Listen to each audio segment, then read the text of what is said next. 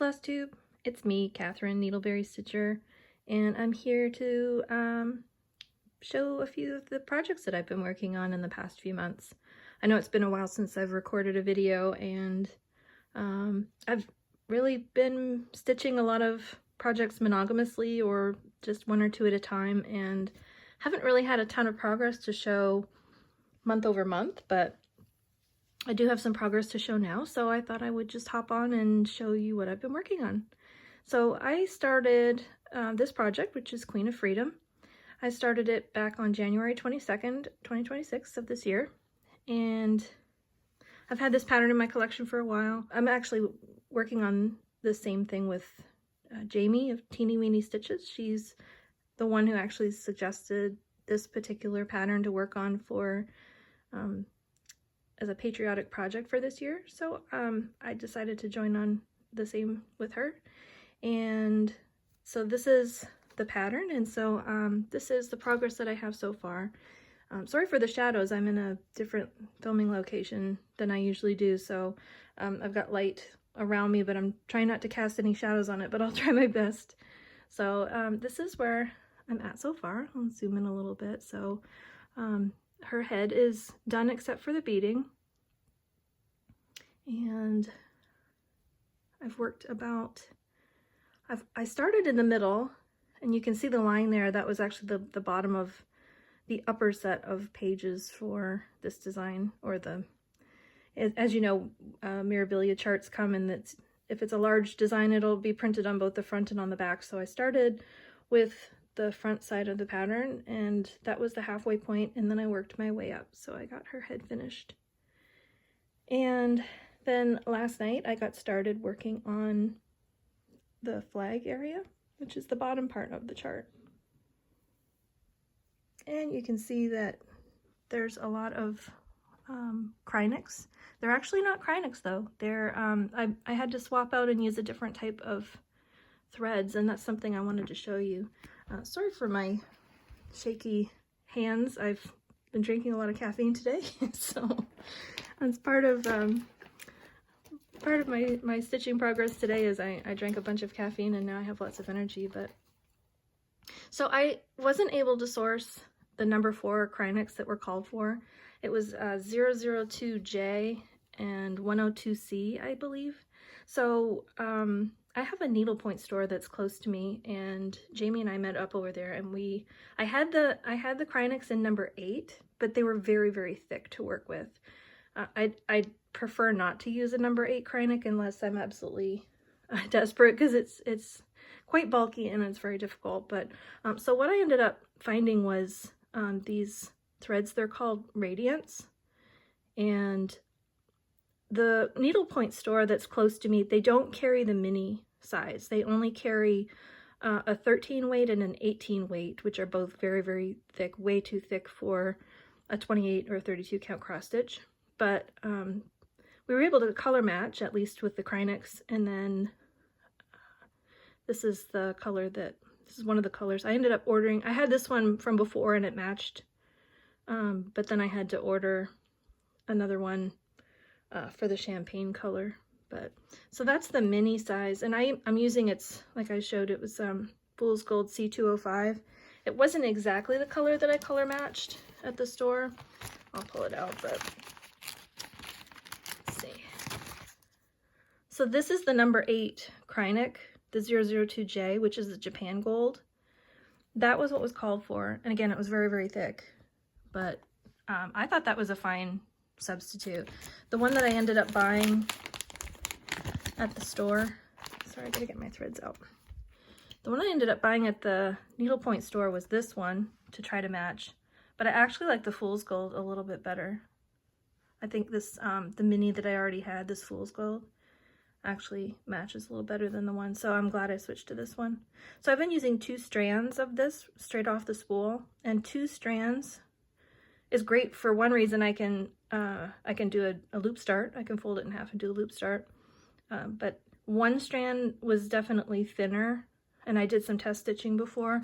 One strand by itself was much thinner than a number 4 Kreinik, and so doubling it up maybe a little bit thicker than a number 4, but it's definitely a lot easier to work with. I don't know if you can tell, but it's just a really nice thread to work with. It's smooth, it's got all of the shimmer that a Kreinik would have, but it's a lot easier to work with. It doesn't break, it's not so crinkly. So then this is the other Kreinik that's called for, but again, all I was able to find, the 102C, was number 8. I'm not going to be able to show this very well. It was the number 8 102C, and in doing some color matching with the number 8, the 18 weight Radiance at the needlepoint store, the C720 mushroom color was very, very similar. And it's hard to tell here on camera, but that was as close as I could find, as Jamie and I could find at the needlepoint store. So I went ahead and used it, and it's okay. What I ended up doing with this one, since I didn't have it in the mini, is I started splitting the strands. You can see some little bits there. I actually started splitting the strands. It's nine strands, and it's not meant to be split, but I split it anyway, and I took 4 of the 9 strands and worked with that, and it actually ended up, it was actually just fine. It was a lot thinner than working with the number 8 Kreinik, and it was very easy to work with. So I don't know if you can see it in here, but like right here, if I can get my finger over, right here, you can see some of the champagne color and the gold color next to each other. And they're actually quite lovely together. I don't know if I can get a good, hopefully I'm not making you dizzy. Oops, I think I just hit a button I didn't mean to hit. But you can see how shimmery they are, much like Kreinik. And I'm really happy with it. I think I'll probably end up using this going forward. So the other swap that I ended up doing, I don't know if you can tell, but the reds and the blues, like in the flag, can you see there's like a sparkle? I ended up choosing some colors of Petite Silk Lame braid, that's the Petite Silk Lame. So I got 3 different colors of the, let me see if I can get that out. 3 different colors for the reds, for the flag, and then 3 different colors of the blues for the flag. I didn't replace all of the colors, I picked some highlights. I picked the colors that in the flag that had some of the most prominent stitching, and I replaced those, and everything else I just did as called for. Oh, and I also did the white too. So you can see here, I'm using the Petite Silk Lame. You can't see the sparkle, which is sad because it's really, really pretty. I don't know if you can see any sparkle. You can see a little sparkle here in the red, and in the blue for sure you can see the sparkle in that. So I wanted the flag to stand out as prominent, since that's one of the major focuses of the piece. So the rest of it is all the called for DMCs. No other changes were made yet. Everything's here kind of in the way, but I wanted to also show these stretcher bars that I found. I think I found them on AliExpress, and let me see if I can show you how they work. So what you do is you roll up your scroll frame, but they're side tensioners that you can put here on the project. So once it's rolled up the way it needs to be, and I'm just loosely doing it, but what you do is it's got these little screws on the side, and you loosen them up, and then you feed the fabric in, and then you tighten them up again, and now I can pull these tensions and make it really, really tight from both sides. It's on both sides of the chart. So you can, or not the chart, the fabric. So it's on both sides. So I just wrap them around and tighten them, and I get a really nice tight tension. I like tight tension when I'm doing my stitching. So I've always had good tension from the top and the bottom of the scroll bars, but now I used to use those little elastic magnets where like the little circles, and I would put them at like 3 or 4 different spots on each side and pull, but I found that it was warping the fabric that way. This way, it's an even tension on both sides.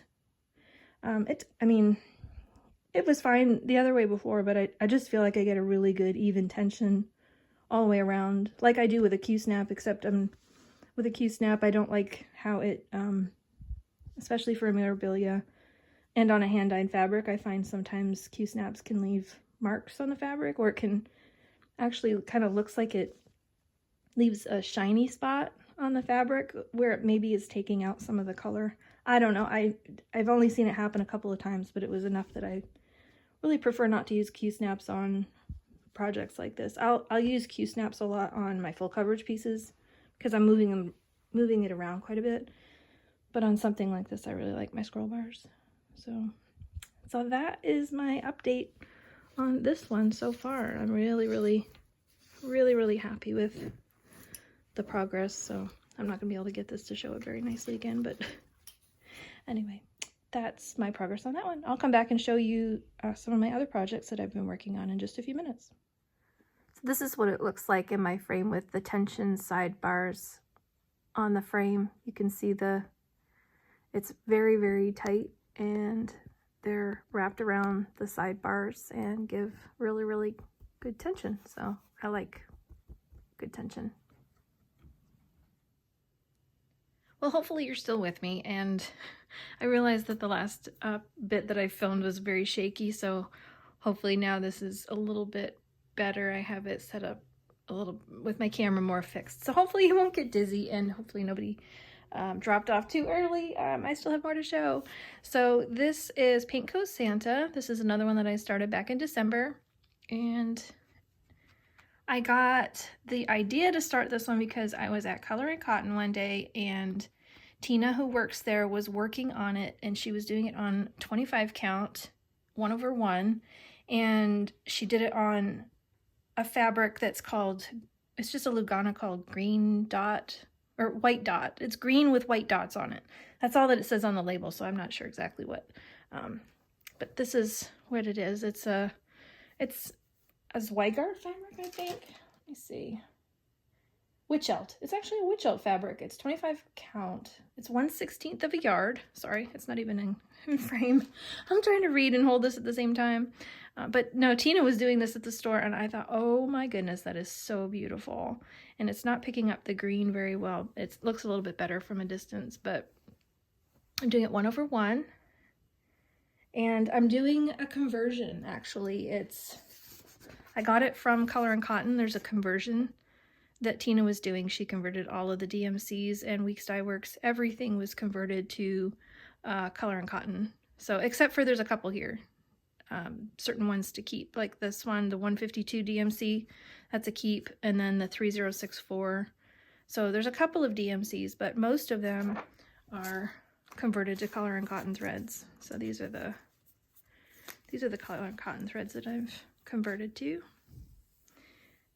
So if you look on Instagram on Color and Cotton, you'll see this completed. The one that Tina did, they posted it on their Instagram. So I was looking at this, I'm like, what, did I spill something on there? And I realized that's actually some stitching. So, well, there you go. I haven't worked on this since December, so it's been a while. But I'd like to get back into it and finish it.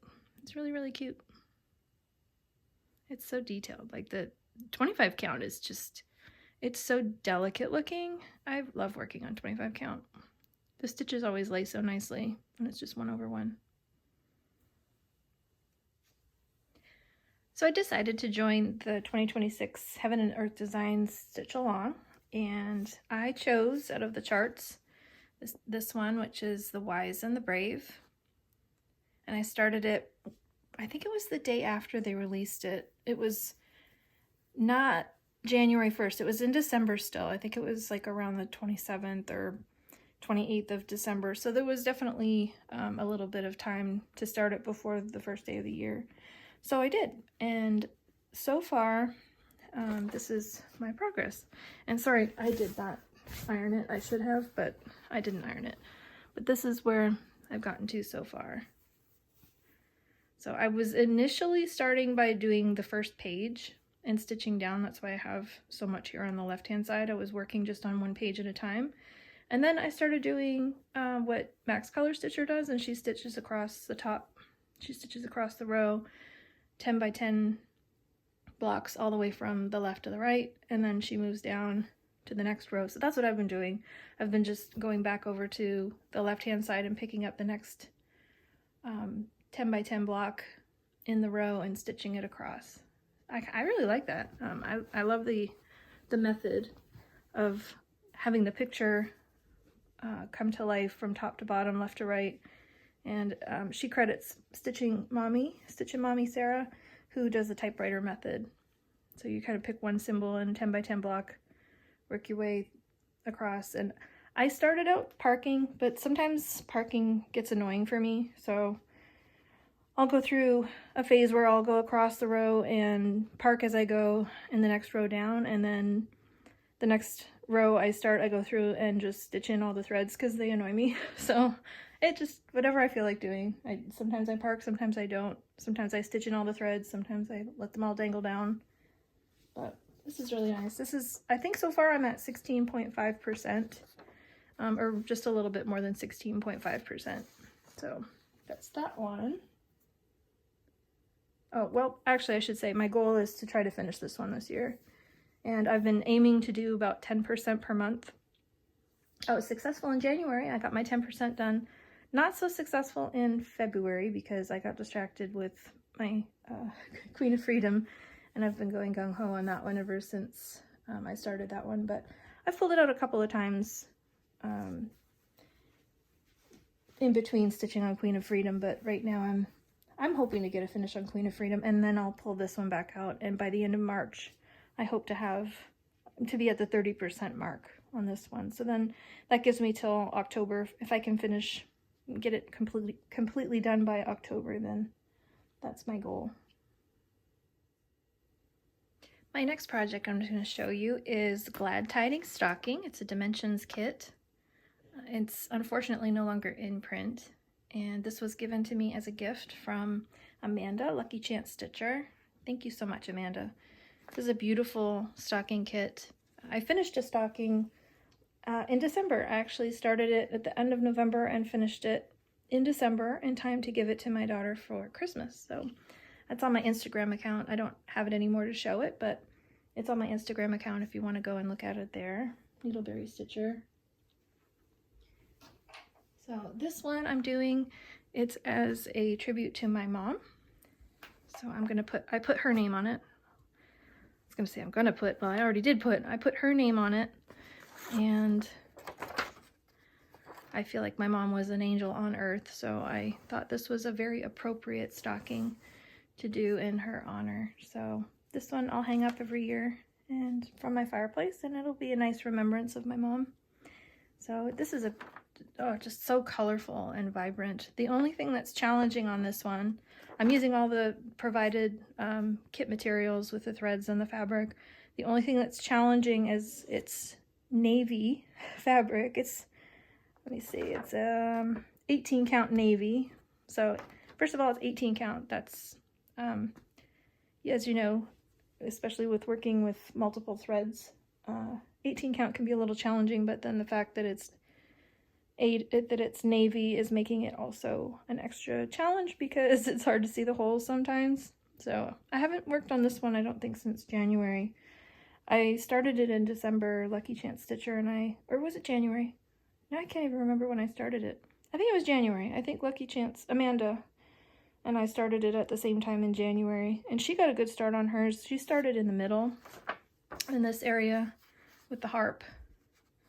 And I decided to start from the top and work down because that's how my brain tends to work lately, if I start from the top and work down. So, and I'm back stitching as I go. I'm not doing anything that's specialty as I go, like French knots or any kind of stitches that are going to be puffy that could get squished if I roll my frame. So I'm going to come back and do those at the end. I think there's some lazy daisy stitches as well that I'm going to wait and do at the end. and cording. There's some couching. There's like a gold cording thread that needs to go. It's all throughout the whole design actually, so I'm gonna wait until the end to do that. And my goal is to get this one done in 2026 before Christmas. My last piece that I'm going to show you is a piece that I started for Year of the Horse, Amy from Fiber Arts Amy, and I just recently learned that Elena from Stitching Farmer has also joined in, because Amy and I had talked about doing a project or a salve for Year of the Horse. We talked about it a few months ago. I was very negligent in posting about it or talking about it or planning for it, but I actually did make a start on a project for Year of the Horse. So it's this one from Kim Penner. It's a pattern that was released from Stitches So Beautiful.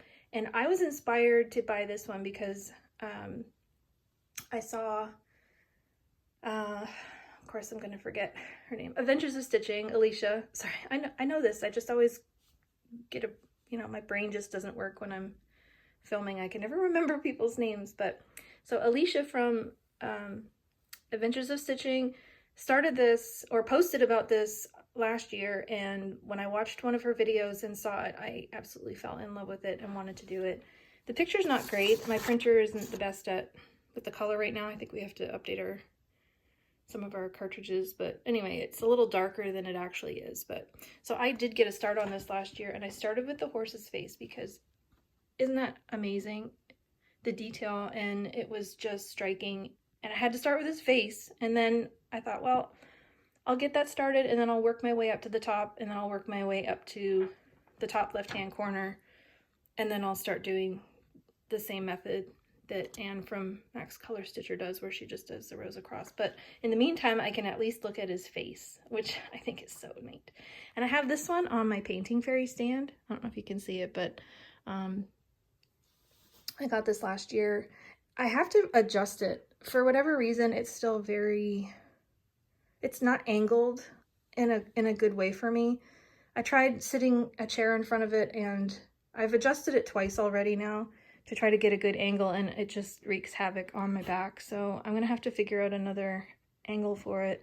Unfortunately, you have to unscrew all of the different components in order to change any of it, really, which is a bit of a nightmare. But once I get it to the right angle, and then I get a good chair, it could have been my chair too that was causing an issue. Maybe I just didn't have a good chair that was giving good support for my back. So, but anyway, my plan is to keep this one on my stand and then work on this one throughout the year. And I don't have any plans of finishing it this year, but I at least wanted to have my Year of the Horse project started and underway.